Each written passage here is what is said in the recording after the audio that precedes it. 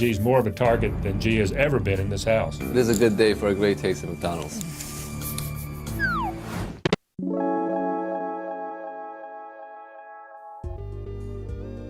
Expect the unexpected. This is a nonsense phrase and the unofficial slogan of Big Brother. And of course, it doesn't really tell the house guests anything at all. It can mean that the game and its mechanics can change at any point in time, or that they'll be living with a group of volatile and unpredictable people. Or more generally, it can mean that there's no real way for anyone to prepare for their Big Brother experience, because even the producers don't know how everything will play out in this social experiment. But if there was one thing I could tell new house guests what to expect, it's that at any moment, you can suddenly find yourself reading ad copy for Outback Steakhouse.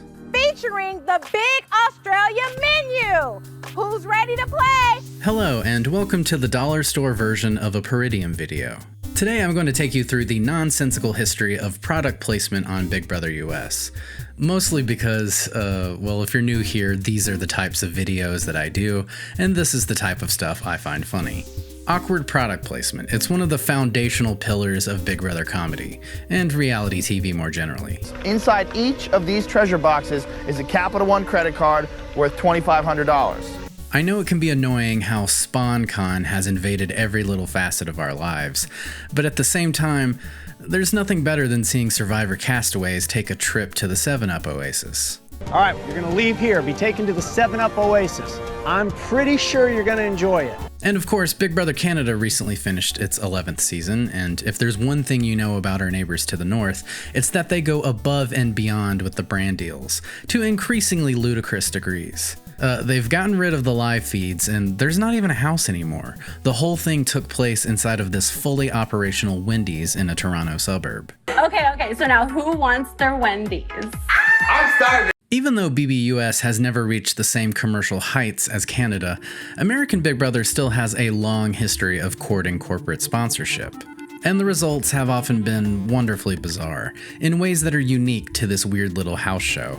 And as with all things on Big Brother, if you look a little bit beyond the TV edit, there are some fascinating stories to unearth. Tales of unhappy house guests, unhappy sponsors, and some questionable decisions on part of the producers. So join me on a journey into Big Brother product placement.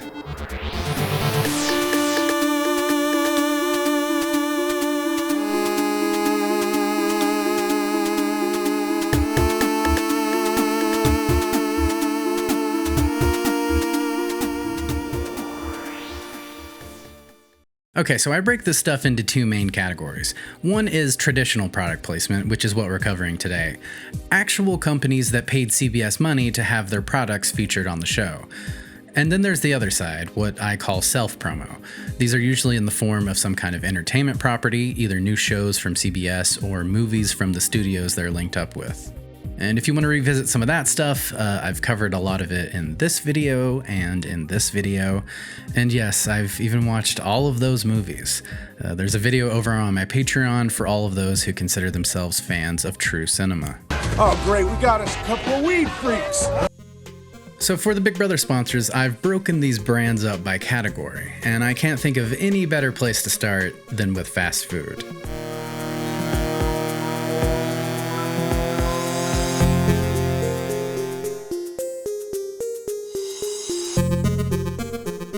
Fast food is probably the quintessential type of product placement because there's no real way to disguise it. It's gonna come across as extremely blatant and unsubtle if you try to sneak a burger ad into your TV show. But blatant and unsubtle is the CBS way of doing things, so the network has a long tradition of bringing in fast food brands to elevate their storytelling. Check this one. Sweet onion chicken teriyaki with jalapenos and banana peppers.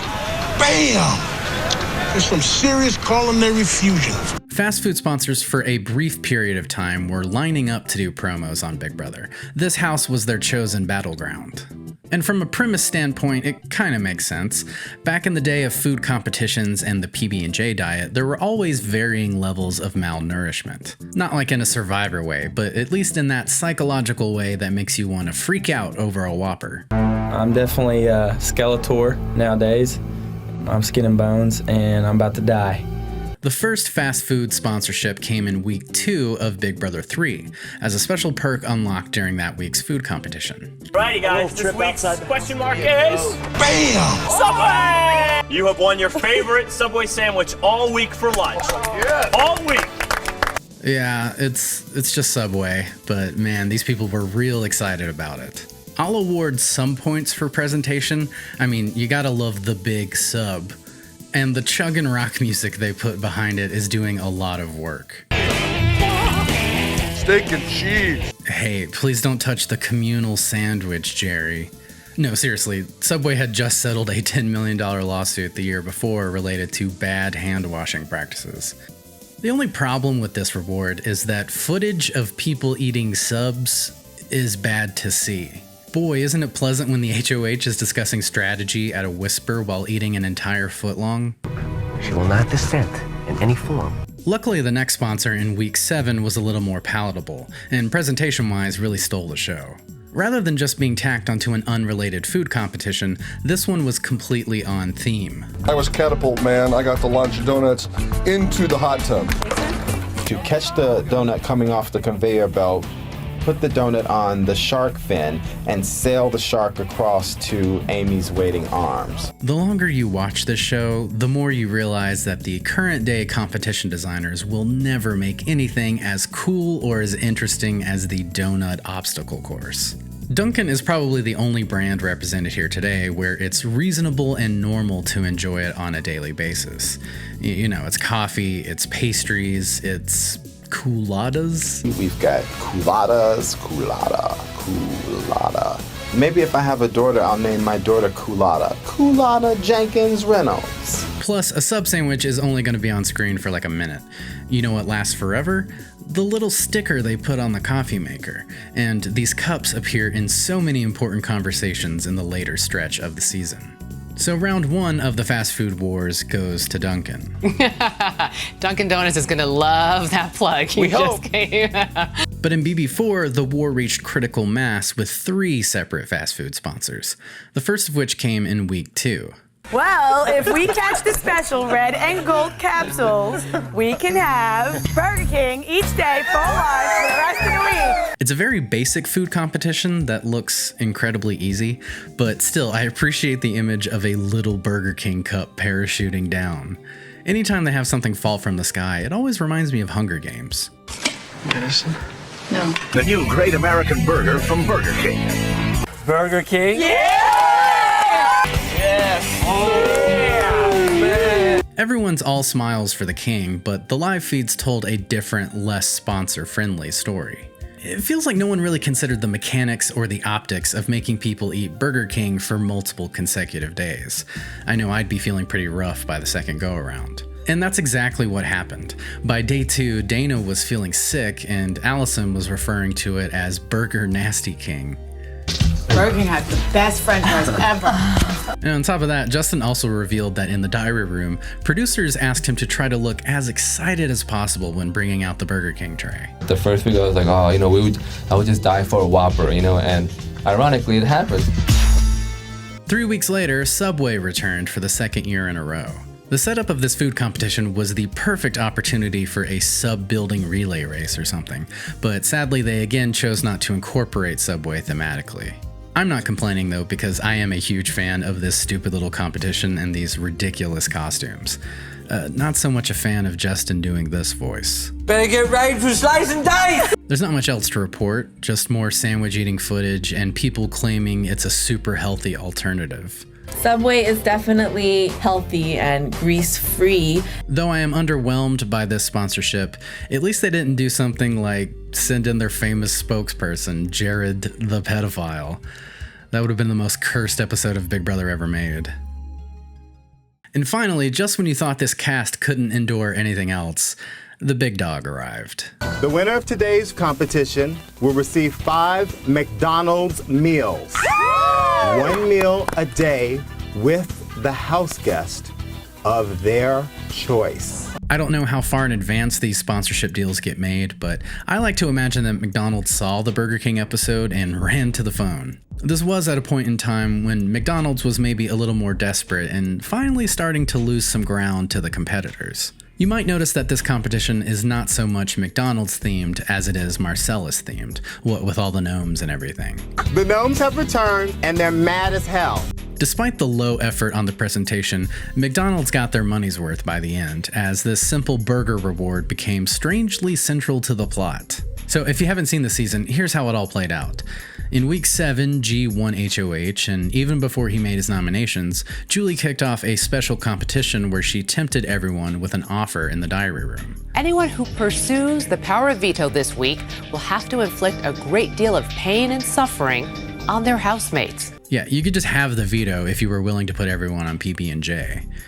G was the only one to accept this offer, and immediately everyone was extremely pissed at him. And I'm gonna suffer through the PB&J as well. I don't deserve to just eat when you guys aren't, and I'm not going to have anything. They said that whoever wins gets to eat, right? Yeah, but I'm not going to.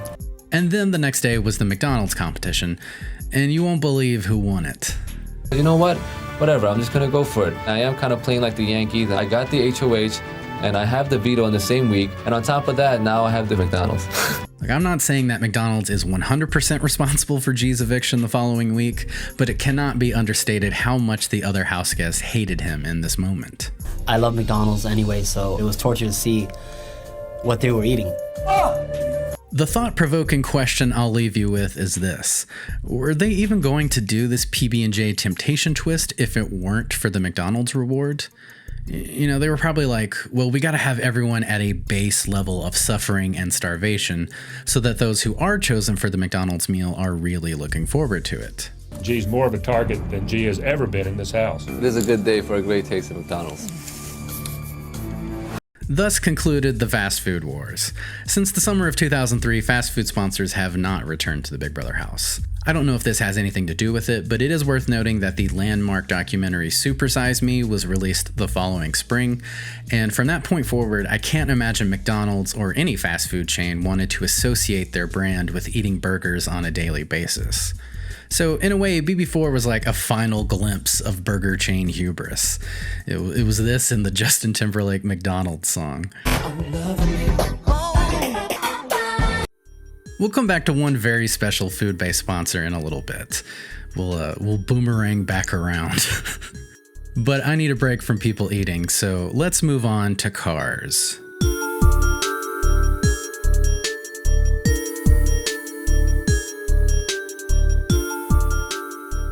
Any fan of Survivor will know that they have given away a ton of cars. So many, in fact, that there's a thing called the car curse. But on Big Brother, there have only been a couple car sponsorships. The first of which kicked off the premiere of Big Brother 2. And if you think about that specific episode, it's one where the new producers needed to communicate how the show had been rebooted, how it was more competitive and exciting and dramatic now. So I guess a high-profile car giveaway seemed like the perfect thing to add that extra bit of flair. An all-new 2002 Buick Rendezvous. And here it is, just the most boring car you could imagine. Maybe it's this nondescript beige color, but the sight of this vehicle depresses me. And combined with the drab green prison yard aesthetic of early BB, it does not jump off the screen as something anyone is craving to drive. The last person to leave the car gets to keep it. Okay, I'm not a car aficionado or anything, but let's be real, we all know that Buick is a car brand for old people. There's nothing wrong with that, it's just the way it is. Yet all of their advertising campaigns over the years have tried their best to convince you that this isn't the case, that it's actually a car for hip, younger people. That's not a Buick, that's what I told him. Wow. So what better way to de-age the brand than a primetime spot on Big Brother, where all of these young, hot people will fight each other for the chance to take home this shiny beige box. Well, they were just so ready to do a little party. I turned around and almost all of the house guests had left. Oops. That's the problem with advertising in a social experiment. You might get some real-world data that contradicts the brand play. 10 out of 12 Americans say, I'd much rather go inside and drink some beer than be a Buick owner. And the only one who did think it was worth it? The cantankerous old guy. It's gonna wet her. We have a winner! Hey! That's water, by the way. Look, the lights are flashing now. According to one interview I found, Buick was not happy with how it played out, though that was partially in response to the infamous Justin knife incident that happened a few days later. They probably also weren't crazy about the sexy, titillating game of Truth or Dare that broke out quite literally up against the car. What if we kissed? Next to the 2002 Buick Rendezvous. While Buick vowed to never return, their parent company GM trotted out another one of their car brands for a sponsorship during Big Brother All-Stars, the Pontiac Solstice. Oh, that's one of those Solstice convertibles. That's the car I wanted. Awesome! Well, immediately the presentation is clearly so much better this time around, both the car itself and the competition setup. Lasers and a fog machine, and the car is suspended in the air. This shit looks like a Def Leppard concert. And when Mike won, he really nailed the money shot here. GM Pontiac Solstice, baby! He's a professional, and turns out he has some experience in advertising. Nope, that's it. It's all gone, boy. At Little Caesars, you get 2 great tasting pizzas for Oh, there was also a classic car giveaway during the Big Brother 10 premiere, but I don't think that counts as product placement since they're older models. It's not like both Ford and Chevy gave them money to advertise pre-owned cars. And other than those, the only other vehicular prize I can think of was in Big Brother 6, when Yvette won part 1 of the final HOH and got to open the long-awaited gold safe number 3. Your prize is waiting for you in the backyard. Oh, it was a beautiful sight. A pair of gorgeous Vespas. Not as grandiose in the presentation, but man, did they nail the target demographic. I can think of no better prize for a Miami-based lesbian couple than a pair of Vespas. That's truly a vibe. Next up is an interesting category. It's electronics and tech brands. Well, let's just call that Technotronics. A type of product that requires a little more creativity to insert into the Big Brother format, depending on the brand. And all of them are great time capsules of the era in which they appeared. Take, for example, the Vizio sponsorship on Big Brother 11. If you finish with the fastest time, you'll get a complete high-definition home entertainment system from Vizio that includes a 55-inch LCD HD TV, soundbar with wireless subwoofer, and a Blu-ray DVD player.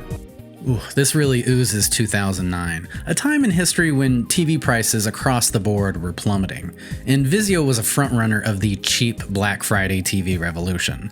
Walk into any Best Buy in the late 2000s and this exact setup was at the front of the store playing the Avatar Blu-ray on repeat.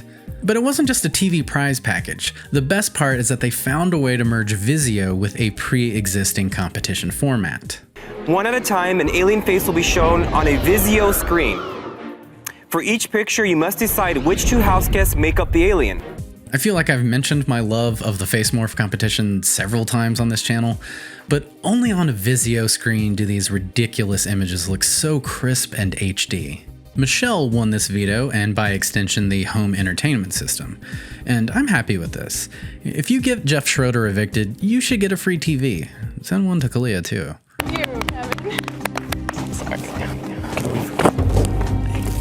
Another type of reward was the highly sought after phone call from home, one of the rare opportunities that house guests could talk to their families, back before the HOH letter from home was a thing. And for 3 seasons, those phone calls were brought to you by T-Mobile. A 3-minute T-Mobile personal phone call. This first appeared toward the end of Big Brother 3, again in the form of a special competition where Julie tempted the house guests in the diary room. How much does this mean to you to receive this T-Mobile personal phone call?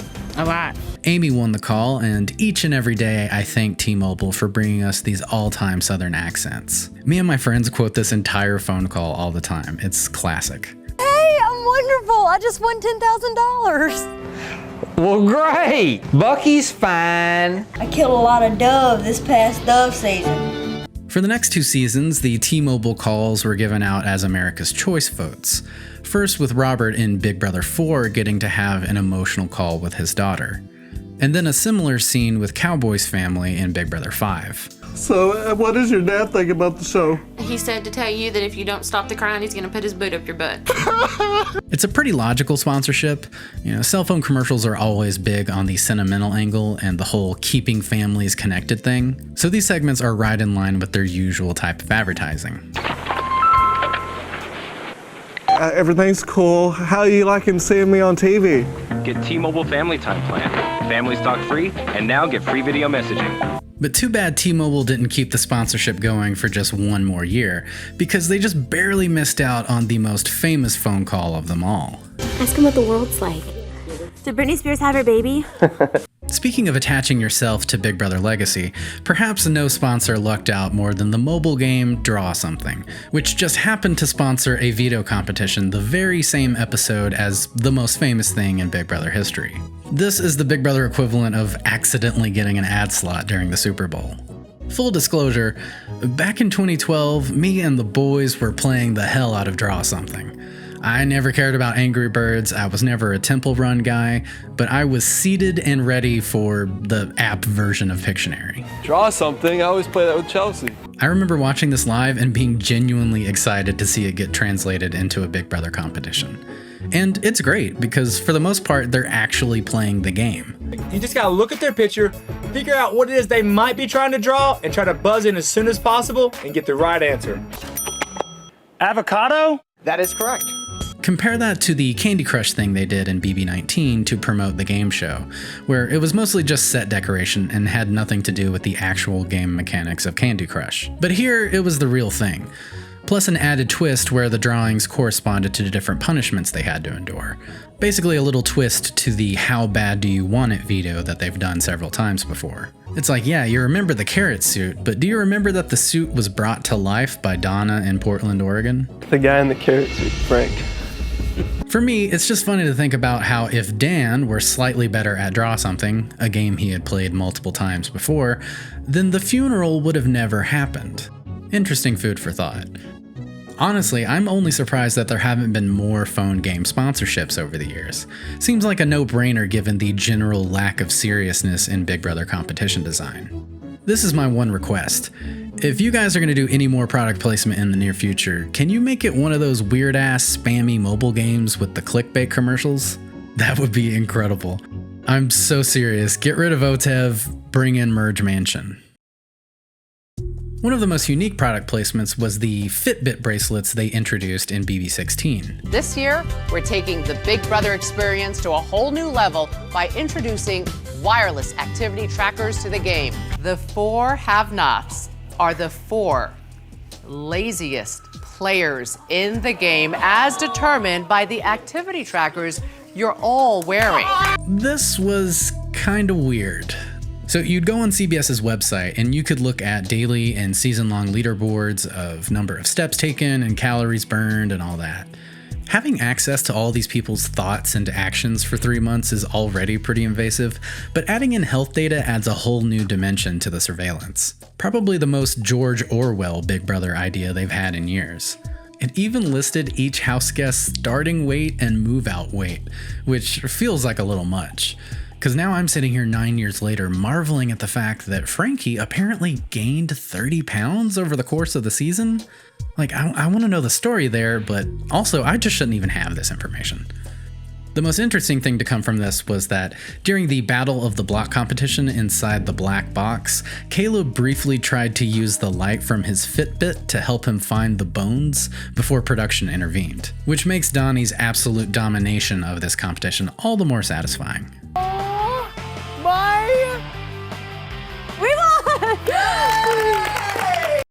Finally, let's finish off the category with 2 sponsors that in today's world are inescapable, massive companies, but back in the mid-2000s were in their humble beginnings. If we can retrieve and unscramble all the balls from the Big Brother web, Amazon.com will award us with a shopping spree. Yeah.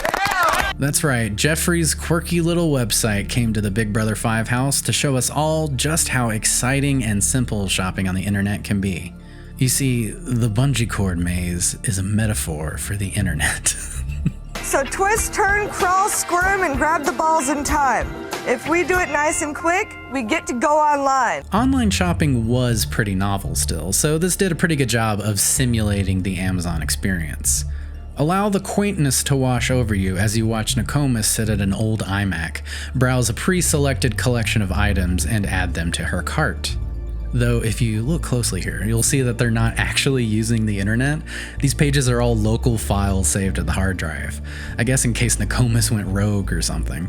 And to complete the experience, the house guests ceremoniously unbox their shipment in the backyard the next day. Boxes everywhere. And it's like Christmas in like rich people neighborhood. All right, cocktail sauce. In case you still thought this website was just books, think again, pal, because they've got steaks, they've got Bowflex stuff. I guess these companies were also part of the product placement deal, or at least Bowflex was, since there's a whole separate scene unveiling the workout room. God, the Meathead boys must have been so pissed off watching this at home. By far the highlight of this segment is later that night when they gathered around their new outdoor fireplace and sacrificed Holly's cat. Hey, let's put the cat on top of that. Get it all Christmas. We were able to watch the cat turn from a white cat to a black cat. And the next season, another all too familiar logo made an appearance inside the famous pressure cooker HOH competition.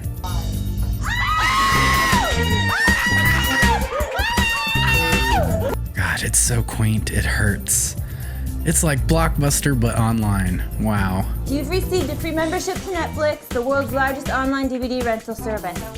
Netflix is also giving you a DVD player and a 42-inch plasma TV to enjoy the movie! In my book, these two companies owe all of their success to their early appearances on Big Brother.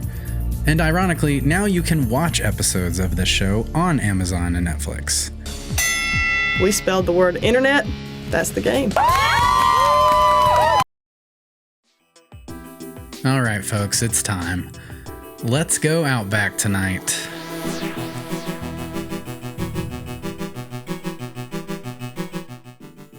Like T-Mobile before, Outback did a 3-year sponsorship deal with Big Brother during seasons 17, 18, and 19. Sorry, my bad. That's pronounced BB-18. 18-ounce center-cut sirloin. Outback is a big friend of the network, having also appeared on Survivor at least 3 times as well. It was a big bloomin' assault from CBS for a few years there. Stick a fork in me, buddy, I'm done. For the most part, the 3 Outback segments played out the same way each season, but I'd like to evaluate each of them based on 3 criteria. The tie-in Outback-themed competition, the overall dining experience, and which group of house guests I would most want to have dinner with. So first off, instead of dedicated food challenges like the days of old, the Outback theme was just slotted into game-related competitions already on the schedule. So in BB17, Outback was incorporated into the Week 5 Battle of the Block competition. Study the memory wall for a few minutes and then meet me Outback. Today's headline is about 3 BB house guests from last summer who were seen eating at an Outback steakhouse. Use splatters of paint to reveal letters in invisible ink to figure out which BB16 house guests enjoyed some natural cut ribeye. This one may actually be my favorite for potentially being the stupidest thing the show has ever done, and being so unashamed of it. And a bloomin' onion! The other 2 competitions were baked into other recurring challenges we've seen before. In BB18, it was the memory sequence thing where if you answer incorrectly, it blows up in your face. But instead of a chemistry lab or bomb disposal theme, it's the Outback test kitchen, I guess? Oh, whoa. That is scary. Oh my God, this is so... And BB19 had the laziest setup. It was that year's Yankee Swap veto where they launch a ball into various zones for different point values, and in the corner there's like an Outback logo. A bit of an afterthought, though it is kind of funny seeing some of them in their dumb costumes at the dinner. So yeah, I'd say of the 3, the natural cut ribeye puzzle is actually the best one. Now, compared to the fast food sponsors we talked about earlier, the Outback reward is a much more polished commercial experience. No more of this shady-ass process of picking up your greasy bags from the closet. We've got a whole backyard setup, and waiters, and the house guests all dress up nice. Clearly they spent some money on all this, probably more than most other product placement deals. If I had to pick my favorite backyard vibe, I'd say BB-18 gets the win for this gigantic boomerang. Though as I was editing this video, I realized that it's actually a reused piece of prop from a double eviction on BB-17. Wait, why wasn't this the Outback competition instead of the paint splattering? But BB-18 had the best presentation overall because they brought out this guy. Have you brought your appetite? Yeah! Wash it down with your big bloke beer. Serve frosty cold. Friendship. Friendship? Mateship. That's how we say it down there. Huh? Yeah, mateship. Nothing says Outback more than pretending that Australians are back there cooking your food. Still, this man's presence is incredible. It's easy to dunk on Outback for being the basic American chain restaurant that it is, but don't act like you wouldn't be extremely excited for this if you had been cooking for yourself for 2 months. But apparently these meals move pretty fast, and there wasn't a lot of time to savor the experience. After all, it's an Outback commercial above all else. Don't expect a refill on that big bloke beer. Still, their genuine excitement made for excellent SpawnCon in the diary room. I'm hungry. They got steak. They got drinks. I'm here for it. Hell, I even take Frank. I'm a bovine specialist, and they know how I like them. Extremely juicy. These little delicious mango chunks in my margarita. The only thing that can make this night better would be a sweet Georgia peach. And this time, it wasn't just about turning current house guests into spokespersons, but former ones as well. Several very well-known alumni were out here peddling Outback gift cards to the BB Twitter masses.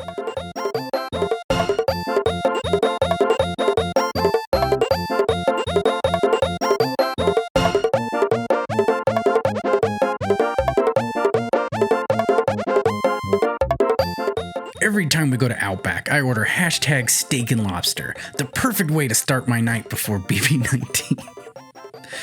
Sorry, that's my Jeff impression.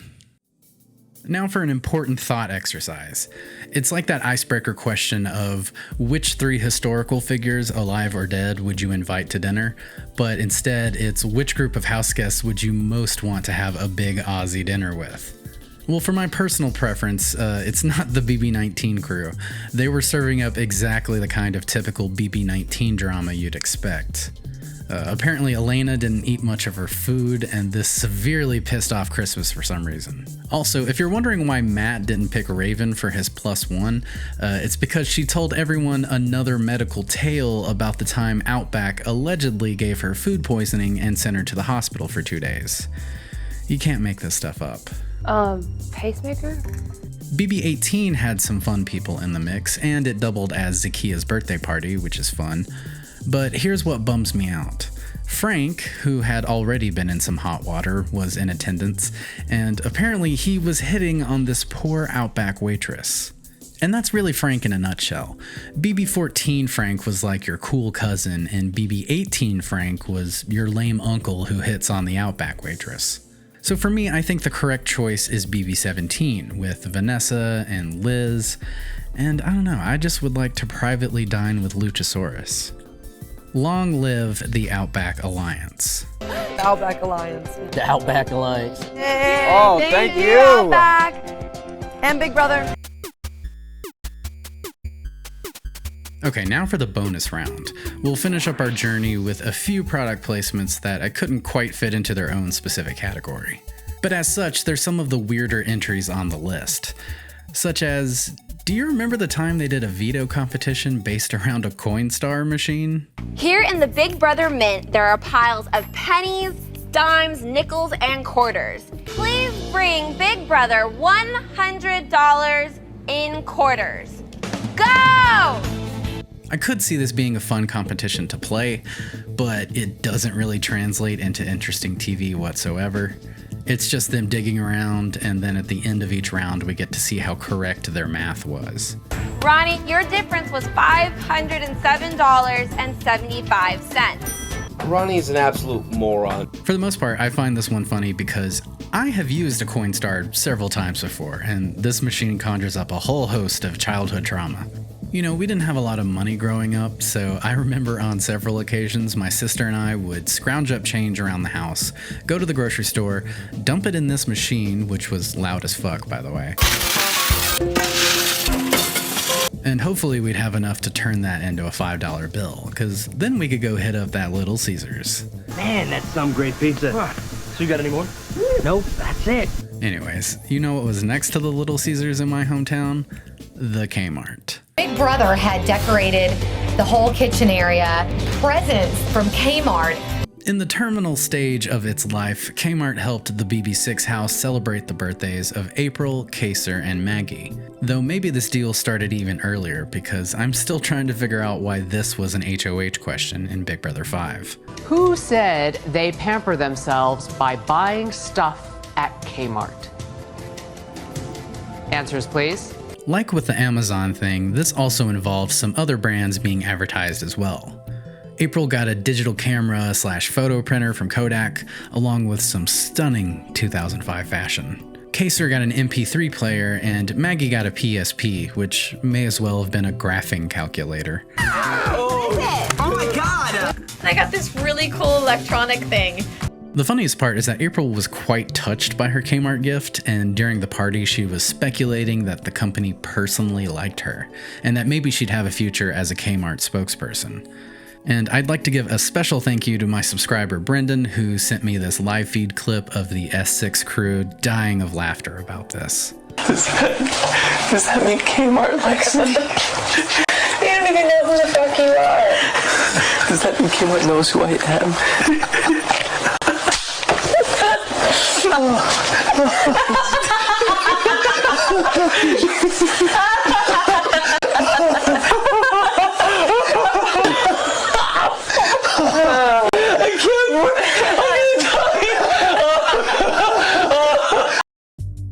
There have also been a handful of product placements briefly thrown in as bonus rewards.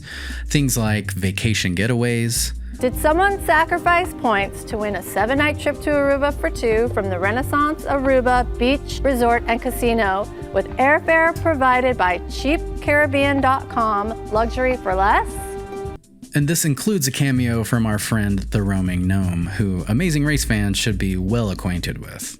Travelocity. Oh my gosh, you're getting a trip to somewhere. Oh my god! This is a lucky gnome, guys. They gave it to me. Awesome. Hey guys. That's what Ronnie They didn't need to give you no lucky gnome. And one of the weirder prizes was this thing they did in BB9 when Evil Dick hosted a competition. As an added bonus, if the winner of the veto competition can beat my record-setting 33 points from last season, they will also win this classic Gibson Les Paul guitar and amp right here. Nobody beat the record, so Dick won the guitar. Okay. As a guitar player myself, Gibson is trash. Wake me up when it's a Fender. And completely out of left field is when a couple of celebrities got involved during BB17. As I've covered before on this channel, I am 90% sure that the Ariana Grande concert that Vanessa and Liz went to was a cleverly disguised commercial for her new fragrance line. I have something else really exciting to give you. This is not even out yet. This is Ariana's fragrance, which comes out next week. So you guys are gonna be the first to get that. And back at the beginning of the season, there was the infamous BB Takeover twist, which never really made any sense to begin with. But by the time we got to Gronk Week, I was really confused. Like, why? What is this? Why is he here? And then the picture became a lot clearer. You're gonna have a chance to go on Gronk's party ship. Our friend will get an ocean view cabin on the craziest cruise ever. A high seas party with me and my family for 3 days in February. The whole reason they were doing conga lines and the foam party competition is because Gronk needed to sell some tickets to this cruise. From what I found online, the Gronk cruise only sold about 700 tickets, and the majority of the people on the ship were regular people on vacation, completely unaware that there was a Gronk contingent on the ship, which is hilarious. So show up and don't disappoint Gronk. It's probably a good thing though, because I feel like if there were more Gronk acolytes, it could have easily become the prequel to Fyre Fest. Why are you on the Gronk cruise? To sleep with Gronk. It might be tough because there's like way hotter chicks than me, but I'm hoping I'm a little bit more freaky than them. Like, how's he getting? Waka flocka! The one thing I haven't mentioned yet is that there are, of course, food products all over the Big Brother house. I mean, one of the primary places for private meetings is the room where they're surrounded by logos. I don't really know if the show has sponsorship deals with each and every brand they get from the grocery store or put in the HOH baskets, but it seems like it could be a possibility. Like one time, Julie posted this picture of a popcorn tub with a big sticker on it that said the official snack of Big Brother 17. And ever since Danielle and Shane came back from that gymnastics event hoisting giant boxes of cornflakes, I am always suspicious that Big Brother is going out of its way to feature cereal products. After all, product placement is most effective when you don't even realize that something is being advertised to you. A great example of this was the prevalence of Citrona in Big Brother 3. Amy, did you see the one that had a Citrona? No, where?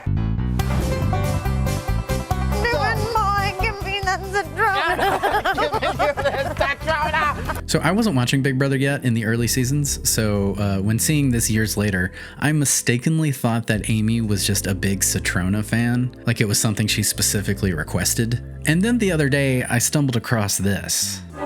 Big Brother 3, sponsored by Stolichnaya Citrona Premium Malt Beverage. Who is your favorite house guest? Go to CBS.com to meet and rate the house guests in our Love 'em or Leave 'em poll. Oh, that's why there's so much Citrona. They probably got entire cases of the stuff at the beginning of the season. So as I think about the future of product placement on the show, it could be in more disguised formats. Obviously, during BB24 last year, there was one brand that by happenstance hit the free advertising jackpot. Just stop. From this point on, just stop. With the Lay's? Taylor became a beloved house guest, and her beloved snack brand has capitalized on the moment. And I feel like Lay's had to have talked with CBS during the season. Like, yeah, feel free to include as many mentions of our brand as possible. We're all for it. We'll send more chips. I'm completely head over heels in love with potato chips. It's quite possible that brands in the future could take advantage of their products organically getting mentioned by Big Brother house guests. It has kind of happened before. I'll leave you with one final product placement that doubles as my favorite moment in Big Brother history. That is one thing I don't like. You know, he walks around here like he's the big rooster on the farm. Well, I got news for him. I bet the Colonel's right around the corner waiting for him. Well, we know that slop, as you say, really messed you up, and we made a promise to you. We actually have someone who wants to say hello to you and comes bearing gifts, so why don't you go and greet your friend there? The Colonel!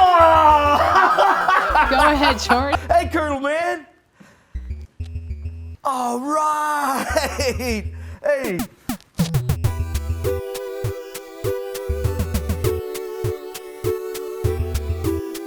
As always, I'd like to thank Chicken George for existing. Thank you to my Patreon supporters, especially Brendan for sending me that Kmart clip.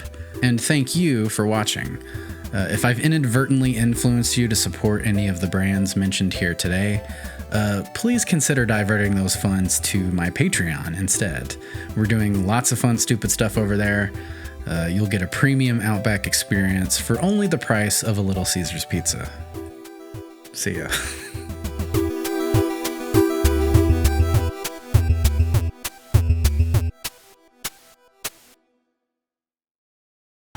Bam! Bam!